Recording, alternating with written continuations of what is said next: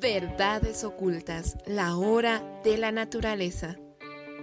Todos los viernes de 13 a 14 horas por Radio Herbol, FM 100.9, un programa sobre la importancia de actuar hoy para restablecer la armonía con la Madre Tierra. Muy buenas tardes. Estamos aquí con Ariel Slipak. Él es licenciado en Economía de la Universidad de Buenos Aires, doctorado en Ciencias Sociales, docente de la UBA y un integrante del Grupo de Estudios Geopolíticos y de Bienes Comunes. Él es un especialista en temas de la China y ahora, en nuestro programa de Verdades Ocultas, que se transmite todos los viernes, queremos dedicar esta edición a hablar de la China. En este programa nos vamos nosotros a centrar fundamentalmente en tres grandes temas. El primer tema que cubrirá nuestro primer bloque será la guerra entre Trump y la China. ¿Por qué se produce esta guerra? ¿Cuáles pueden ser sus consecuencias? El segundo bloque estará dedicado sobre todo a la relación de China con la Argentina y con Bolivia. Se están creando nuevas relaciones de dependencia, qué es lo que pasa a nivel de la balanza comercial, qué es lo que pasa a nivel de la deuda, de las inversiones.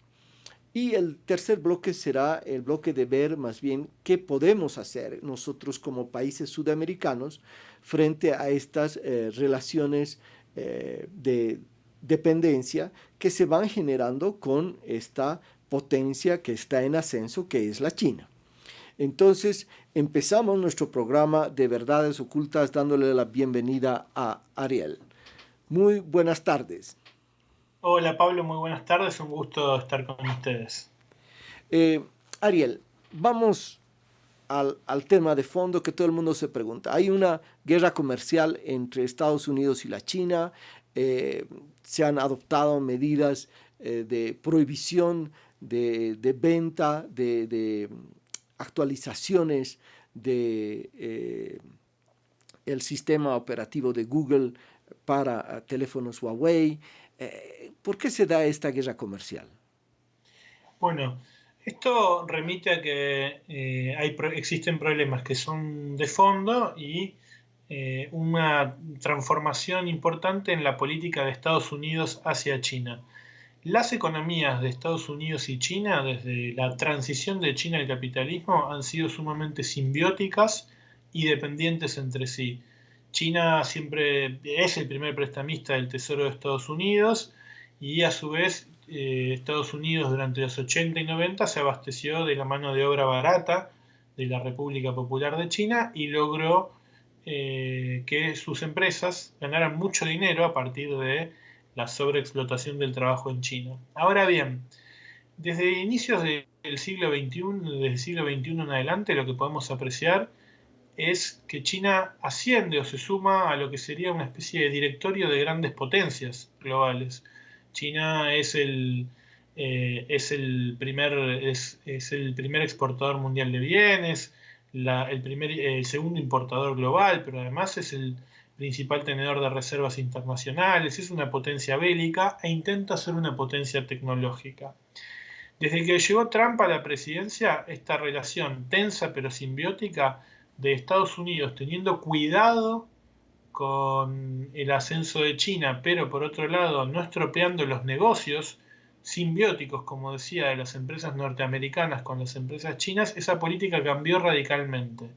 Entonces, esta guerra comercial es el producto de eso o es la manifestación de eso, de China tratando de convertirse en el laboratorio del mundo, tratando de hacerse de nuevas tecnologías y de Estados Unidos tratando de bloquear que China se empodere tecnológicamente.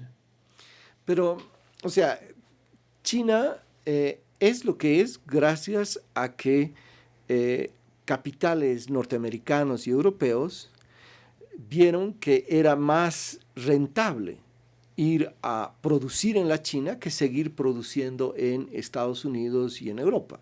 Porque los salarios de los obreros norteamericanos y europeos eran mucho más altos que los salarios de los obreros en la China.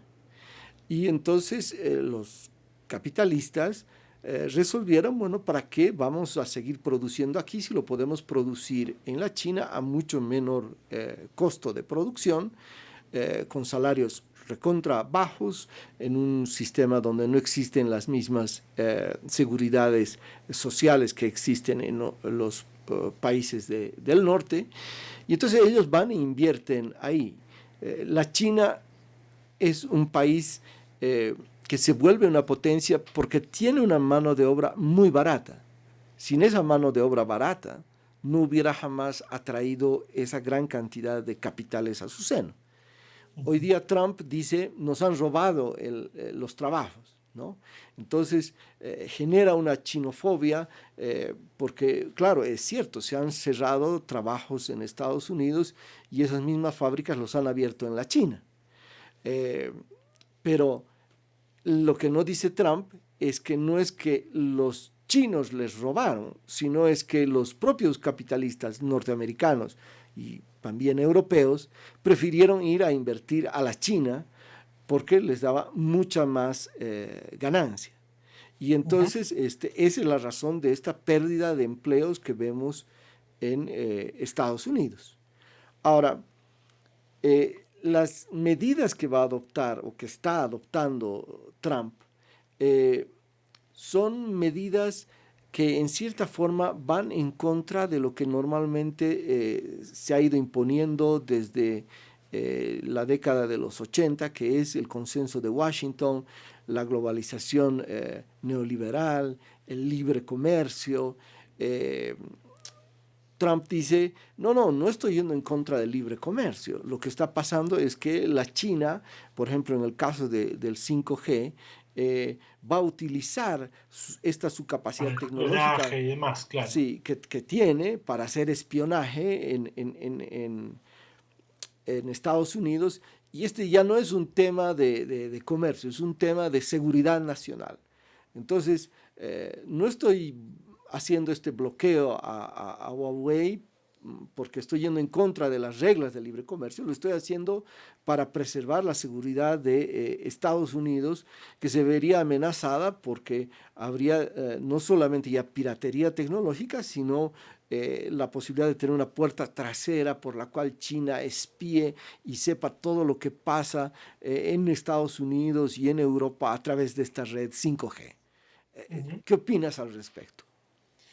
Bien, en primer lugar es importante destacar que efectivamente lo que migraron en los fines de los 70 y 80 las empresas norteamericanas y europeas a China fueron procesos productivos, ¿no? Quedándose en su poder o en Europa y Estados Unidos los procesos productivos vinculados con el diseño, etc. Entonces esta guerra comercial, como vos bien decías, o vinculado a lo que vos decías, es porque China no se conformó con ser una maquila, digamos, como México, una economía de ensamble y demás, sino que China impuso condiciones para la erradicación de estas empresas que querían aprovechar, como bien decías, los salarios reducidos bajos, y China hoy en día no quiere crecer en base a bajos salarios. China en el 2008-2009 tomó nota de, bueno, si mi economía va a ser exportadora y de bajos salarios y yo voy a crecer de esto, una crisis mundial condiciona mi crecimiento. Entonces ahora vamos a crecer en base al consumo. Y si vamos a crecer en base al consumo y altos salarios, tenemos que ser una potencia tecnológica. Lo dicen los planes quinquenales. Entonces, en realidad, China lo que impone en este momento, no solamente para el ingreso de empresas a China para producir, sino también para ganar mercado, porque China es el principal consumidor de autos, por ejemplo. Entonces, China lo que impone son condiciones de transferencia tecnológica vinculada a los procesos fabriles. Como Huawei logró competir en ese marco, efectivamente Trump, a mi juicio, lo que sigue sí es una política contra la tradición de Estados Unidos aperturista y demás. Lo hace con argumentos vinculados no con el bienestar de los pueblos, sino con argumentos xenófobos, con argumentos racistas, violentos y demás, pero no es un problema de defensa, que no soy especialista en lo tecnológico, pero podría haberlo o no, sino que es un problema de ascenso tecnológico. Cuando China gana para una manufactura el mercado de Estados Unidos, hace economías de escala. Entonces, por la producción de grandes volúmenes de teléfonos o de los dispositivos de 5G, que son varios, son de cercanía, etcétera, lo que gana es, al ganar economías de escala, puede competir aún mejor todavía.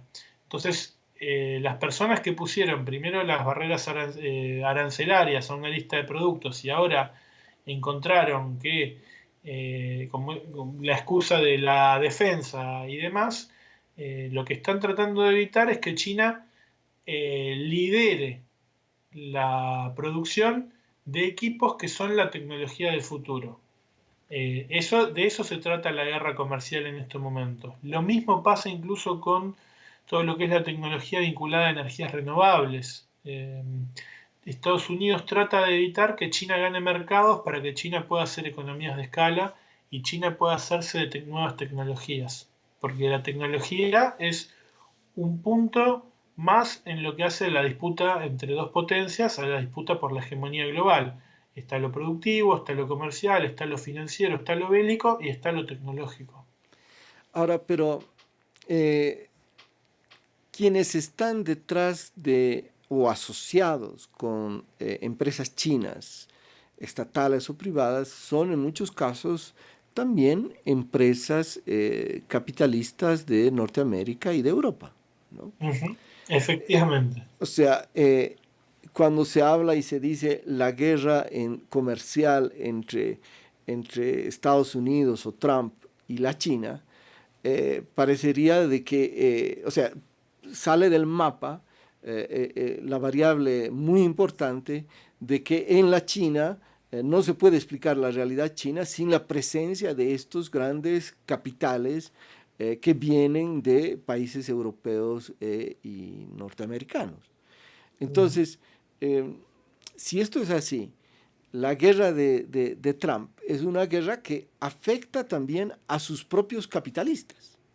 O sea, Sí. no es una guerra contra los chinos, no existe el Ujú. capital chino, el capital amarillo puro. Eso no hay. Existe entrelazado profundamente con este otro sector que fue precisamente el que desde la década o fines de la década de los 70 empieza a promover el ascenso de China.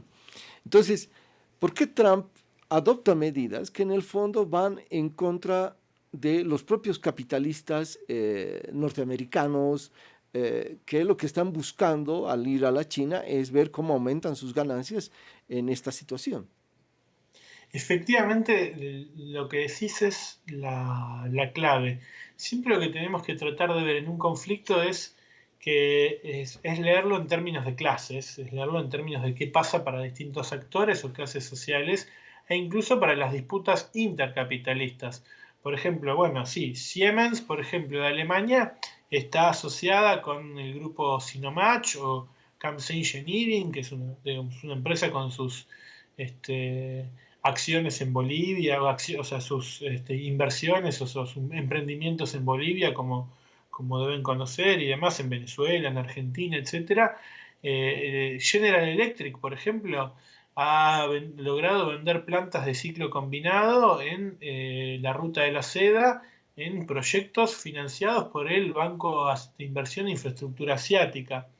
Google y Microsoft son socios, o sea, son proveedores mutuos y tienen desarrollos tecnológicos conjuntos con Huawei. Las ventas de Google y Microsoft dependen de que le vaya bien a Huawei. Y también, por ejemplo, en todo esto, el otro actor, bueno, Foxconn, por ejemplo, empresa taiwanesa, en realidad, digo, digamos, con una tensión política importante con China, empresa taiwanesa que entre otros países está también produciendo en China, a raíz de toda esta guerra comercial debe frenar una línea de producción de Foxconn. Foxconn debe frenar una línea de producción especial de teléfonos de Huawei que había abierto. no sé si es una de sus fábricas de Shenzhen en donde se suicidan trabajadores y demás, como uno puede leer en, no sé, Morir por un iPhone, pero efectivamente esto responde a una guerra entre capitalistas y a mí me parece que ahí sí hay como cierta torpeza de Trump, digamos. Yo creo que, por ejemplo, Alemania, por ejemplo, tiene una política hacia China en donde le preocupa su ascenso tecnológico, le quiere poner un freno a las compras de capitales alemanes por parte de empresas chinas y demás, trata de ver qué procesos productivos controla, pero tienen muy claro en Alemania o en Europa en general que la relación comercial y de inversiones que tienen con China las hacen economías simbióticas. Yo creo que en algún punto Trump sí no está midiendo que a la propia Microsoft y Google los va a perjudicar o incluso les puede obturar el avance tecnológico, ¿no? Ahora, viendo así el tema de esta guerra comercial, es una guerra comercial donde países y empresas capitalistas se están disputando un mercado, tecnologías, el acceso a recursos naturales, eh, y esta pugna inter grandes empresas capitalistas tiene su expresión a través de naciones, de estados, ¿no? Exactamente. Pero en el fondo son pugnas entre grandes sectores corporativos eh, que se alían de diferente forma y que tienen un objetivo, obtener la mayor ganancia posible. Lo que está recrudeciendo esta pelea y podemos sin lugar a dudas decir de que esta situación que vemos no es que es pasajera, se va a agravar. Ujú. ¿Y por qué se va a agravar?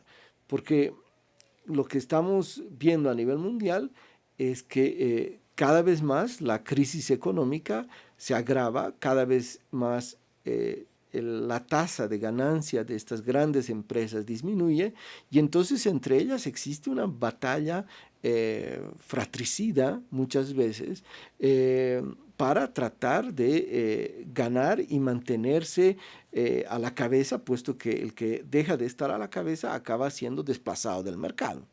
Ujú. Entonces, lo que se ha inaugurado, o esta guerra que se dice con Trump, es en el fondo el síntoma de una nueva época que vamos a vivir de la globalización, donde vamos a ver cada vez más de estos conflictos intercapitalistas vamos a ver también si no solamente son conflictos entre empresas, sino entre imperialismos, ¿no?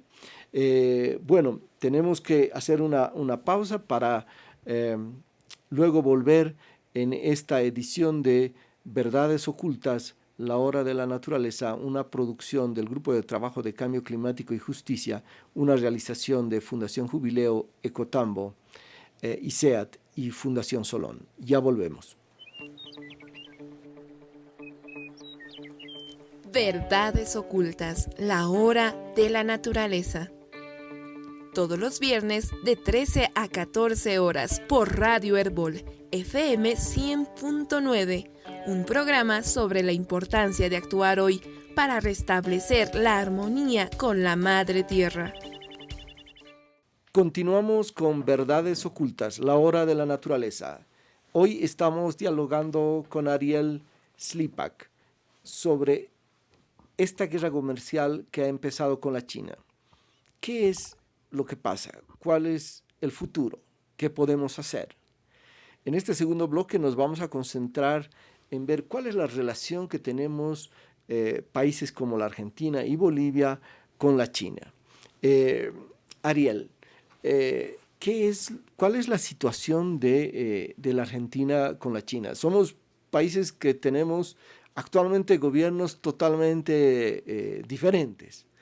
Pero venimos de tener gobiernos relativamente parecidos y similares, ¿no? Cuando estaba Néstor y Cristina Kirchner. Pero ¿cuál es la situación de la China con la Argentina actualmente? Bueno, ya hace muchos años China oscila entre ser el segundo y tercer destino de exportaciones de la Argentina y también también el ser el segundo origen de importaciones. Y esto es un movimiento común que se ha visto para casi todos los países de América del Sur especialmente.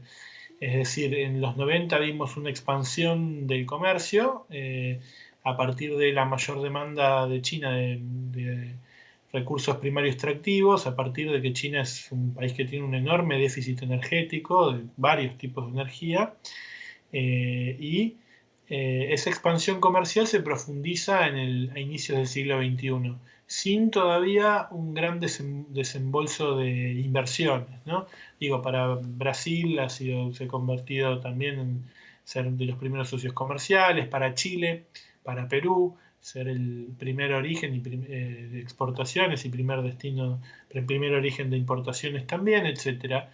Y vemos para Argentina, que era la pregunta, pero es muy común para toda América del Sur, un comercio muy concentrado, en general 2 o 3 productos acaparan entre un 70 y un 80% de las exportaciones, en el caso argentino son porotos de soja. Durante los gobiernos de Néstor y Cristina Kirchner se ha reducido la participación del aceite de soja y la harina en favor del poroto de soja, es decir, se ha reprimarizado esa cadena productiva a partir de la relación con China y también, bueno, en el caso argentino, también se le exporta petróleo crudo a China en distintos momentos, a veces algo de pescado, es decir, un comercio muy concentrado en pocos productos. Digo, así como para Brasil es soja, mineral de hierro y petróleo, así como para Perú son minerales, así que como para Chile es cobre, la relación es así. Y en el caso argentino se ha observado un gran desembarco de inversiones chinas desde 2010-2011 en adelante. Primero muy orientada a la compra de empresas hidrocarburíferas, empresas estatales chinas se han comprado, por ejemplo, activos de British Petroleum y en sociedad con British Petroleum y un grupo italo-argentino, la China National Offshore Oil Company, por ejemplo, la NOC, explota Cerro Dragón, que es el yacimiento convencional de hidrocarburífero más grande de la Argentina. O por ejemplo, Sinopec, que siempre en los últimos años ha estado entre ser de las primera, segunda o tercera empresa de mayor facturación global, según el ranking 500 de Fortune. Sinopec ha comprado los activos de Occidental Petroleum de Estados Unidos, los ha comprado en Argentina y se ha hecho en su momento de más de 1.500 pozos en operación y explota parte del yacimiento no convencional de Vaca Muerta. Así que lo que vemos es un gran desembarco de inversiones, primero hidrocarburíferas, ahora también en todo lo que es infraestructura y energías de distintos tipos, desde represas hasta proyectos de centrales nucleares a parques eólicos y parques solares. Y por último, una de las cosas que sí quiero destacar es que de la relación con China, quienes se benefician son los grandes grupos concentrados, es decir, los pools de siembra, los impulsores del agronegocio en la Argentina son los que se benefician de la relación con China, o incluso un empresario como el papá de Macri, el Franco Macri, fallecido recientemente, ha sido el gestor, impulsor de negocios designado por el gobierno kirchnerista, designado por Cristina Kirchner como un negociador informal por eso Franco Macri era kirchnerista, decía el papá de Macri. Ha impulsado los negocios, ha hecho mucho dinero con los negocios de remodelación del Belgrano Cargas, que es un ferrocarril en la Argentina y demás. Yo entiendo que la relación con Bolivia es distinta, pero también se ve una relación de dependencia, ¿no? En el caso boliviano, seguimos en gran medida los parámetros que acabas de describir para el caso argentino, ¿no? Nosotros en términos de nuestro comercio, es un comercio muy deficitario con la China, ¿no? La China es el primer país del cual nosotros importamos de entre todos los países del mundo, ¿no? Eh, pero nosotros le importamos a la China más o menos unos 2.000 millones de dólares, pero lo que le vendemos a la China está por los 450 millones de dólares. O sea, le vendemos un cuarto de lo que le compramos. Ahora, ¿qué es lo que nosotros le vendemos a la China? Es fundamentalmente minerales, ¿no? Casi el 96% de todo lo que le vendemos son minerales, ¿no? Entre los minerales están el zinc, el plomo, la plata, cobre, productos boratos. Y después de los minerales tenemos madera aserrada. Y después de madera aserrada tenemos pelos de alpaca y de llama. Y con eso casi estaríamos llegando al 99% de todo lo que vendemos. Entonces es muy concentrado en estos sectores. Sin valor agregado, casi, Sin ¿no? valor agregado, es materia prima bruta. Y nosotros vendemos a la Argentina más o menos unos 60, 70, digamos, tipos de productos, o lo que se llama partidas arancelarias, ¿no? Uh-huh. Pero de la China importamos alrededor de 3.600 partidas arancelarias y obviamente casi la mayoría de estas partidas arancelarias son bienes de capital, movilidades. En primer lugar han estado los minibuses el año 2017. Tenemos turbinas de vapor, antenas, neumáticos, celulares, muchos herbicidas, insecticidas. Entonces, eso es lo que nosotros le compramos a la China. Y obviamente tenemos un déficit comercial muy grande, que no sé si será el mismo caso en la Argentina, de 1.500 millones de dólares, ¿no? Que para la economía boliviana es extremadamente grande. En volumen, el déficit comercial argentino es mayor, pero lo que ha tenido la Argentina con China es que la balanza comercial bilateral es deficitaria desde 2008 en adelante. O sea, es decir, desde el 2002, 2003 hacia el 2007, Argentina ha tenido reducido superávit comercial. Pero esto tiene que ver con que eh, primero, lo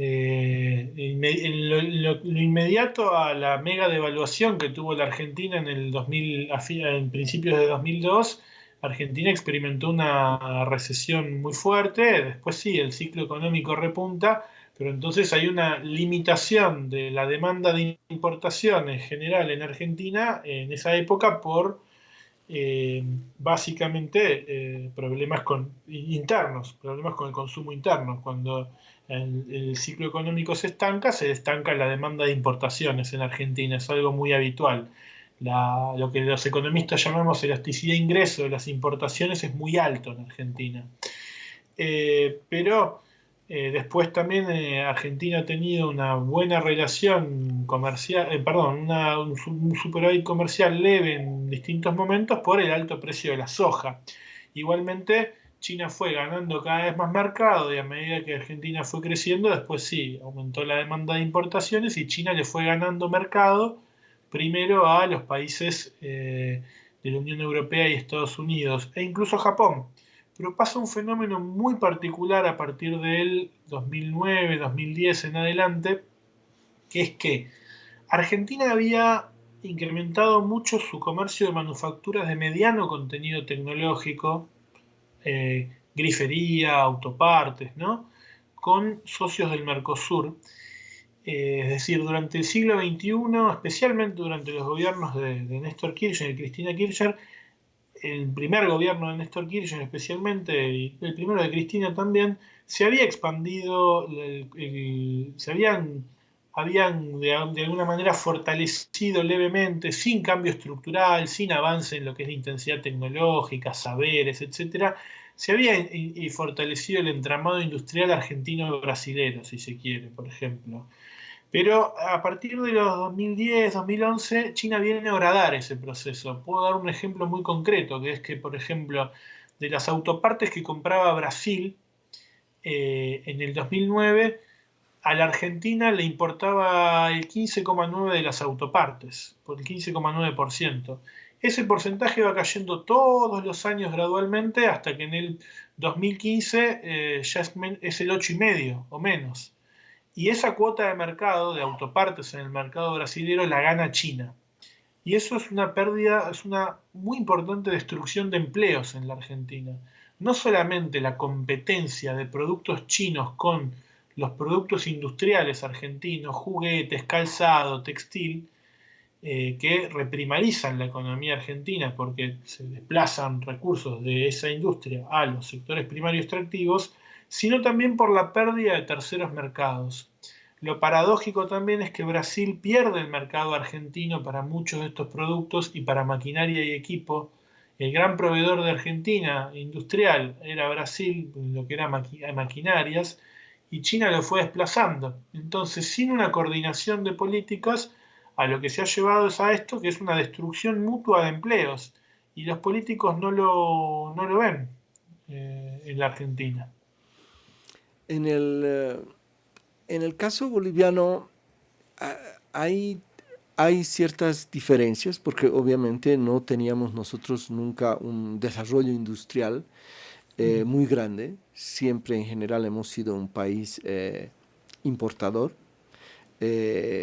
y la dependencia se va construyendo más a partir del endeudamiento externo. En el caso boliviano, la deuda externa con China a principios de los 2000 era muy pequeña, prácticamente insignificante. Hoy día es la principal deuda externa bilateral, ¿no? A nivel bilateral estamos con una deuda con China de 890 millones de dólares, ¿no? Eh, pero hay que tomar en cuenta que toda la deuda externa de Bolivia son más o menos unos 10.000 millones de dólares. O sea, se le debe a la China, pero es un poquito menos del 10%. Pero es la deuda que ha ido creciendo más durante los últimos años. Eh, y es una deuda que si tomamos en cuenta no solo lo que les debemos porque ya nos han entregado, ya nos han dado, ya nos han desembolsado, sino si tomamos en cuenta la deuda contratada, obviamente esta subiría mucho más, estaríamos casi aproximándonos a los 2.000 millones de dólares. Entonces, la presencia China se da, por un lado, por este gran endeudamiento externo que va fundamentalmente dirigido hacia el sector de infraestructura, ¿no? La mayoría de los créditos han ido al sector de construcción de carreteras, pero también tenemos un fenómeno muy particular que no sé cómo se dará en la Argentina y es la presencia de empresas chinas en Bolivia que obviamente se ha multiplicado muchísimo en los últimos 5 o 6 años. Antes, construyendo las carreteras, teníamos nosotros empresas brasileras, ¿no? Ahora lo que tenemos sobre todo son empresas chinas. La particularidad es que si hacemos una revisión de los contratos con estas empresas chinas, hicimos una revisión y el año 2017 habían unos 25 contratos con empresas chinas. Y estos 25 contratos con empresas chinas daban un monto que había que pagar a estas empresas chinas por sus servicios de más o menos unos 3.200 millones de dólares. Entonces, hay un fenómeno y es que el Estado boliviano contrata a empresas chinas, pero en una proporción mucho más alta de lo que es el endeudamiento externo. O sea, lo que normalmente se cree es que se contrata a empresas chinas porque esta es una condición de, El de financiamiento, claro, pero financiamiento hay algo más ahí. de los bancos chinos y que por eso es que los estamos contratando. Pero la verdad es que eh, unas 2/3 partes del monto que se destina a pagar estas empresas chinas viene de otros orígenes, no necesariamente de deuda externa de la China. Un gran porcentaje viene de los propios recursos del Tesoro General de Bolivia y otra parte viene de la banca multilateral, ¿no? O sea, BID, CAF y otros organismos multilaterales. Entonces, se da una paradoja en el caso boliviano que sí hay un mayor endeudamiento externo, pero la contratación de las empresas chinas va por elevador, como se dice, mientras la deuda externa avanza todavía subiendo las gradas. Y la explicación de este fenómeno obviamente es muy paradójico. No sé cuál es la situación en el caso argentino. En el caso argentino, bueno, ahora el- la deuda externa en Argentina había sido pagador de deuda, ahora con el presidente Macri tenemos una deuda de 100 años con el Fondo Monetario Internacional. Entonces, el gobierno actual ha decidido recurrir a financiamientos más tradicionales y en general el financiamiento chino es orientado. Hay varios préstamos del China Development Bank o del Exim Bank chino que están orientados por ejemplo, hay préstamos orientados a la remodelación del ferrocarril Belgrano Cargas. Eso viene desde el gobierno de Cristina Kirchner. Ese es el negocio que hizo el padre del presidente actual, Franco Macri, con, con el grupo Sinomach también, entre otros grupos que antes mencionaba. Préstamos que sirven para la remodelación de un ferrocarril que casualmente pasa por el área en donde se siembra y se cosecha soja en la Argentina y el área de donde también se extraen bastantes minerales. Entonces, Entonces la China está invirtiendo en un sector que va a ayudar a la exportación de productos argentinos a la China. efectivamente, y esto tiene una curiosidad que es esta, que es reduce el tiempo de traslado de los productos, reduce los costos, pero además de eso reduce el uso de energía para llevar los productos a China. China tiene una estrategia geopolítica y geoeconómica a nivel global que para mí tiene que ver con el ahorro de energía. Digamos, por ejemplo, han llevado adelante en Myanmar un gasoducto y un oleoducto que les ahorra el paso del petróleo que sale por de Arabia Saudita, de toda esa zona de Medio Oriente, que pasa por el Océano Índico. Se ahorran todo el paso por el estrecho de Malaca y el mar del sur de China, del sudeste asiático, para llegar a la parte este de China con un gasoducto y un oleoducto en Myanmar, controlando también infraestructura portuaria. Con este ejemplo en Myanmar lo que digo es, en América Latina están llevando adelante proyectos similares, portuarios y ferroviarios, en lo que es o de carreteras, en lo que es el control de la infraestructura, hay infraestructura que ahorre la energía y mejore la velocidad de circulación de las mercancías. ¿Para qué? Para maximizar la tasa de ganancia a escala global, no solamente de empresas chinas, para que las mercancías circulen más rápido, en este caso productos primarios extractivos, tanto para el caso boliviano, argentino, brasilero, chileno, de bajo contenido de valor agregado, pero para producir más rápido y esta maquinaria de extracción de plusvalía de los trabajadores, pero además extracción de la naturaleza sea cada vez más rápida. Y ese es el rol que cumple América Latina en el plan chino. O sea, un lugar de no solamente extracción del producto primario, sino también que circule rápido por ferrocarriles de alta velocidad, por carreteras cada vez más grandes, por más puentes, por ferrocarriles bioceánicos o corredores bioceánicos. Por eso también las inversiones de China en Panamá, en los puertos. En Argentina no solo es el Belgrano Cargas, sino que hay otro que es el San Martín Cargas, que también atraviesa toda una parte sojera de la Argentina, y un corredor vial que también va para la provincia de Buenos Aires y La Pampa. Con toda ese área cubren más del 80% del área en donde en Argentina se siembra y se cosecha soja. Y China, comprando la soja argentina, no es que no puede tener soja China, sí puede, pero es un país que tiene el 70% de sus cursos de agua dulce contaminados. Entonces tiene el 22% de la población, el 7% del agua dulce, y quiere ahorrar agua. Entonces, comprando la soja argentina, que tiene menos agua virtual o menos contenido de agua que la soja que podrían sembrar y cosechar en China, ahorran agua. Y el criterio de la infraestructura es este. Es un descalabro en términos ecológicos importantes lo que se genera. No solamente el tema económico de la deuda, digamos. Yo creo que China en este momento tiene una profunda deuda ecológica con América Latina, y eso es lo que no se está viendo. Nosotros tenemos la deuda financiera, lógicamente, y recibimos estos préstamos, pero ellos están generando y van a tener aún más una deuda ecológica con los pueblos de América Latina. Muchas gracias, Ariel. Tenemos que ir a una pausa en Verdades Ocultas, la hora de la naturaleza, y volvemos a nuestro último bloque para continuar esta discusión.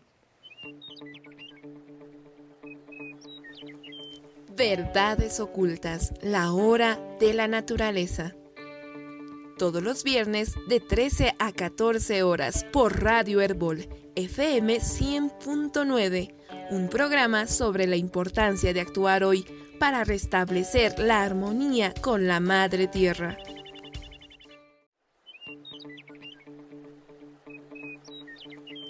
Verdades Ocultas, la hora de la naturaleza. Todos los viernes de 13 a 14 horas por Radio Herbol, FM 100.9, un programa sobre la importancia de actuar hoy para restablecer la armonía con la Madre Tierra. Continuamos con Verdades Ocultas, la hora de la naturaleza, una producción del Grupo de Trabajo de Cambio Climático y Justicia, una realización de ICEAD, Fundación Jubileo, Ecotambo y Fundación Solón. Estamos aquí conversando con Ariel Slipak, un especialista en temas vinculados a la presencia de la China en América Latina. Y vamos a nuestro tercer bloque. La pregunta que queda flotando es, ¿por qué, por ejemplo, países como Bolivia van a privilegiar la presencia de empresas chinas a pesar de que no es que el financiamiento chino sea muy grande? Y esto tiene que ver con un fenómeno, y es con una valoración de que como el gobierno de Evo Morales está en disputa con Estados Unidos, es fundamental hacerle esta clase de concesiones a la China para tenerla a la China como aliada. Y parte de una valoración nunca ampliamente discutida de que la China sería distinta, no sería un país imperialista, y que más bien lo que hay que hacer es apoyar y apoyarse en estas potencias emergentes para hacerle frente al imperialismo norteamericano, que siempre ha tenido una actitud colonialista hacia América Latina. ¿Qué es la China? ¿Es un país imperialista? ¿Es un país en curso a ser un país imperialista? Si es un país imperialista, ¿en qué se diferencia de otros países imperialistas como es Estados Unidos? ¿Cuál es tu opinión al respecto? Bueno, desde mi punto de vista, sí, China es un país que está en este momento disputando la primacía hegemónica con Estados Unidos. Disputando la primacía hegemónica desde lo bélico, tecnológico, financiero, comercial, etc. Y cuando China expande su área de influencia en África, en América Latina, etcétera, lo que vemos es que protege sus intereses. China es el primer consumidor mundial de muchos de los productos que mencionabas, de estaño, zinc, uno de los primeros de madera, mineral de hierro, etcétera. Y China en este momento está protegiendo que suba el consumo de energía y de materia en la propia China. Y en pos de eso va a mantener las relaciones que le sean convenientes a la propia China. Entonces, en América Latina ha prevalecido, y tengo la misma preocupación que tú, vinculado a esta idea en la cual, bueno, las mayores relaciones o más fluidas con China vienen a horadar el poder del imperialismo norteamericano. Lo que hace a una relación dependiente entre dos países no es solamente una relación de subordinación, ¿no?, entre dos naciones formalmente independientes, pero una relación de subordinación existente, sino que además a eso hay que agregarle el empoderamiento de élites locales, viejas oligarquías, nuevas burguesías, lo que sea en cada país, en detrimento de los sectores populares. Y yo lo que veo es que los proyectos de inversión de la República Popular de China profundizan el extractivismo en América Latina y eso va en detrimento de los sectores populares y va en favor de ciertas élites en cada país o sectores afines a los gobiernos de cada país. Entonces, efectivamente China es un país que no se va a meter, por ejemplo, con la política fiscal de cada economía. China no se va a meter con la política monetaria como sí hacía el consenso de Washington en el decálogo de políticas. China no va a proponer que, por ejemplo, como sí ha hecho el imperialismo norteamericano, que, por ejemplo, se extienda la edad jubilatoria, como proponía el decálogo de Washington, ¿no?, que trabajemos hasta más grandes, pero sí son muy pragmáticos. Por ejemplo, en este momento en la Argentina tienen una base de observación aeroespacial que ocupa 200 hectáreas, que son una concesión del territorio nacional en donde rigen las leyes penales y laborales chinas. Si eso no es un tipo de relación de un nuevo tipo de dependencia, no sé cómo lo quieren definir. Entonces, a mí me parece muy preocupante este nuevo tipo de vínculos dependientes. Yo creo que China eh, el cambio de vínculo de Estados Unidos por China es un cambio de collar. Y la diferencia es que es verdad, parece que apretara menos, pero yo creo que te lleva más rápido. O sea, es un collar donde van corriendo y te van llevando más rápido. Pero como aprieta menos, parece que unos son buenos y otros son malos. Yo creo que hay que pensar desde los sectores populares. Y eso implica tener la defensa firme de los intereses de los sectores populares, no ser fóbico con las potencias, pero sí defender los intereses de los sectores populares y que la política no la hagan las élites, básicamente. Ahora, tú dices, pero eso lo agarran, o sea, tu argumento es utilizado más bien para decir, ve, por eso la China es mejor que Estados Unidos, porque la China no Ah, se va a meter en nuestra política fiscal. La China no nos va a decir que devaluemos o no devaluemos la moneda. La China no está planteando que necesariamente hay que adoptar tales políticas sociales. La China lo que está buscando es cómo controla ciertos recursos naturales, cómo controla infraestructura, cómo geopolíticamente se posiciona en la región y eso frente a Estados Unidos es que quiere meterse en todo y hasta definir qué exactamente se va a hacer en cada país, es mucho mejor. Ahora, yo siempre tengo una pregunta y es, la China no se mete hoy, pero cuando se vuelve uno la primera potencia imperialista a nivel mundial, las políticas fiscales, ¿no?, las políticas sociales de los países dependientes o subordinados, tarde o temprano van a acabar preocupando a la potencia imperialista hegemónica que esté presente. Entonces, veo que en qué medida es un principio chino y en qué medida es una estrategia más bien para venderse como un país que no sería la tradicional potencia imperialista, ¿no? Eh, pero el otro tema que también es cierto es que la China es distinto a Estados Unidos en el sentido que hasta hace mucho tiempo, hasta hace muy poco tiempo, era un país que había sido colonizado por las potencias imperialistas. O sea, es un país que hace 70, 80 años atrás sufría procesos de colonización muy similares e incluso más graves que los que vivimos aquí en América Latina, ¿no? Ahora, la China apela a su pasado de haber sido un país colonizado. Sellado. Sí, para decir, ven, nosotros sabemos lo que significa eso y por eso no lo vamos a hacer. Eh, pero creo que tú das la clave en un tema, que es que no se trata de ver y de hablar de países, sino de cuáles son las élites, cuáles son las corporaciones, cuáles son los intereses que están detrás de ese país, ¿no?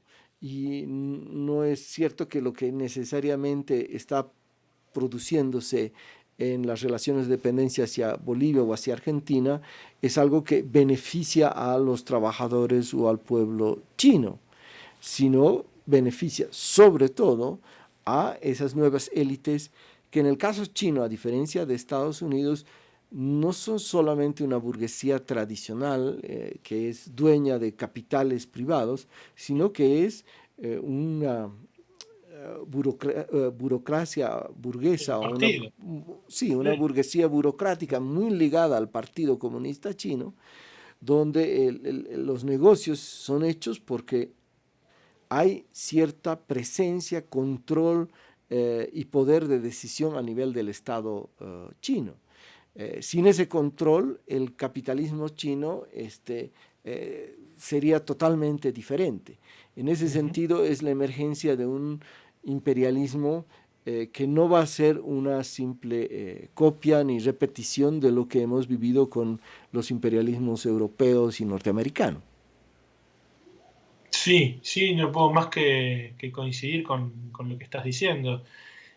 A eso apuntaba, es decir, es diferente, pero que sea diferente no implica que no sea expoliación a los sectores populares. En este momento, digo, adentro de China, China es un país que tiene más de 200 famosas aldeas de cáncer. O sea, ciudades enteras afectadas porque, digo, es el primer emisor de dióxido de carbono, tiene unos problemas ambientales terribles, ¿no? El hacinamiento urbano, cómo viven las clases populares.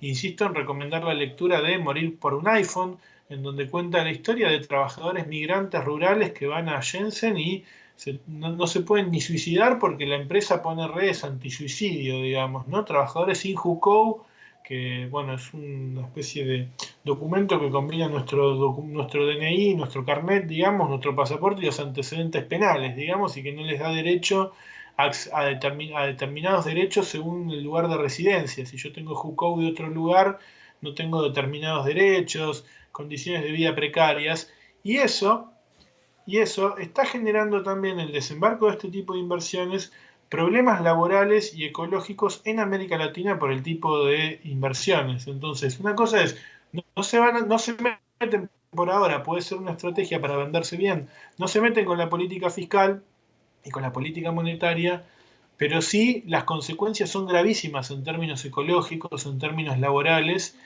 y el hecho de tener una mala experiencia con otros imperialismos justamente nos tiene que hacer reflexionar sobre cómo vincularnos con otra potencia y no linealmente decir, bueno, es el enemigo de mi enemigo, digamos, entonces es mi amigo. No, hay que pensar y hay que reflexionar, sí, y hacer una política, o sea, de vinculación con China que no esté en lo posible mediada por esa gran burocracia corporativa ligada al partido que tú decías, ¿no?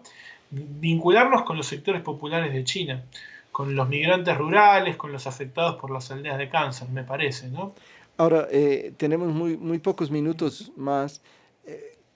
¿Cómo relacionarnos? Muy bien, si tenemos esta claridad sobre que estamos hablando de diferentes tipos de países imperialistas, ¿cómo vincularnos? ¿Cómo relacionarnos? Total acuerdo, no podemos seguir en la lógica de el enemigo de mi enemigo es mi amigo. Pero al mismo tiempo no se trata de tener una posición aislacionista y querer pretender obviar la existencia de estas dos superpotencias.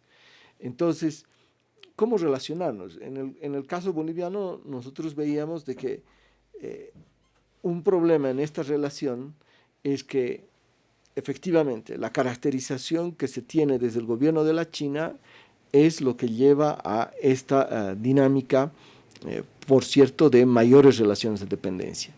Pero, por otro lado, si desde nuestros gobiernos, desde nuestras diferentes instituciones, se empiezan a flexibilizar cada vez más las normas en aras de conseguir nuevas inversiones, entonces resulta que ya no hay estudios de impacto ambiental que sean correctamente realizados. Ya la consulta previa, libre, informada a poblaciones indígenas es solamente una formalidad o ni siquiera se la hace. Los procesos de licitación ya no son públicos, transparentes, sino que prácticamente se hace todo en función de conseguir esa inversión. Y si esto no cambia, no vamos a cambiar esta relación de dependencia. Es decir, el cambio de la relación de dependencia tiene que ver con un cambio interno dentro de nuestros países. ¿Qué opinas tú al respecto? Sí, sí, no puedo más que coincidir. Yo siempre pongo el mismo ejemplo, que es la última visita que hizo de su gobierno Cristina Fernández de Kirchner a China. Viajó con 102 personas de la sociedad civil en la delegación. Eran 102 empresarios. No viajó ni siquiera con representantes de la central sindical, que era oficialista en ese momento, afina a Cristina. Entonces, acá, por ejemplo, yo digo, en realidad la política, por ejemplo, de revisión de todo lo que es agropecuario con China, la debería hacer el movimiento campesino indígena, Claro. por ejemplo. La política vinculada a las inversiones mineras chinas en el noroeste argentino, que hay un reclamo también por cumplir con la consulta libre, previa e informada, con el convenio 169 del OIT, totalmente, no solamente fiscalizada, sino pensada desde los movimientos indígenas. Los trenes, por ejemplo, que Argentina compró trenes para usuarios. Bueno, acá los usuarios hicieron un estudio, pero no viajaron el grupo de usuarios de los ferrocarriles. Fue un empresario. Entonces, en la medida que nosotros, como desde los sectores populares, no nos empoderemos y no pensemos en relaciones exteriores, y se va a seguir profundizando la relación de dependencia, como también tú bien decías. Muchísimas gracias, Ariel. Ha sido un diálogo muy enriquecedor. Esperamos encontrarlos nuevamente en otra edición de Verdades Ocultas, la hora de la naturaleza. Verdades Ocultas, la hora de la naturaleza. Todos los viernes de 13 a 14 horas por Radio Herbol, FM 100.9, un programa sobre la importancia de actuar hoy para restablecer la armonía con la Madre Tierra.